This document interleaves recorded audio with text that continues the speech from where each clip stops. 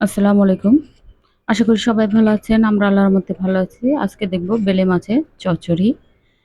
প্রথমেই আমি এখানে বেলে মাছ নিয়ে নিলাম 1/2 কেজি। আর খুবই তাজা ছিল এই বেলে মাছগুলো। দেখতে একদম মুক্তো দানার মতন। বেলে মাছগুলো খুবই টাটকা ছিল। নদীর মাছ, পদ্মা নদীর মাছ ছিল। এখানে টমেটো নিয়ে নিলাম আমি। একটার মতো টমেটো কেটে নিয়েছি। আর কাঁচামরিচ নিয়ে নিলাম 10-15টির মতন ফালি করে। 4-5টা পেঁয়াজ কুচি আর একটি আলু কুচি দিয়ে দিলাম। কারণ একটু আলু দিলে বেলে মাছ খেতে ভালো লাগে। এখানে আমি ধনিয়ার গুঁড়ো দিলাম 1 চা চামচ, হলুদের ফাঁকি দিলাম আধা 4 চামচ, মরিচের ফাঁকি দিলাম 1.5 চা চামচ, স্বাদ মতো লবণ, আদা রসুন দিয়ে দিলাম 1 চা চামচ, আর দিয়ে দেব তেল।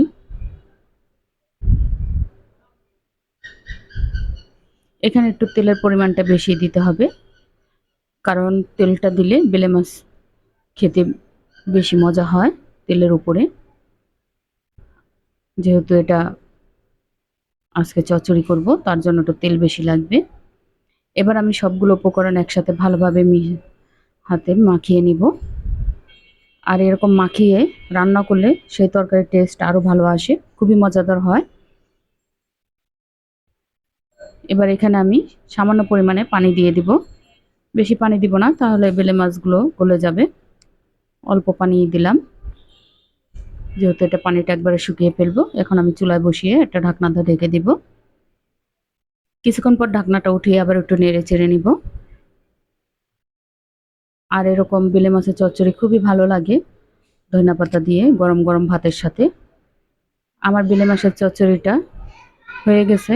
আমি এখন ধনেপাতা দিয়ে আর কিছুক্ষণ জাল করে নামিয়ে ফেলবো। আর একটু চচ্চড়ি করব, পানিটা শুকিয়ে নিব। আর এখানে আমি শর্টকাটেই দেখিয়েছি। আমি একদম পানিটা শুকিয়ে চচ্চড়ি করে নিয়েছি। আর এইভাবে সবাই একবার রান্না করে খেয়ে দেখবেন, দেখবেন ভালো লাগবে। আলহামদুলিল্লাহ, আমার বেলে মাছের চচ্চড়ি হয়ে গেছে।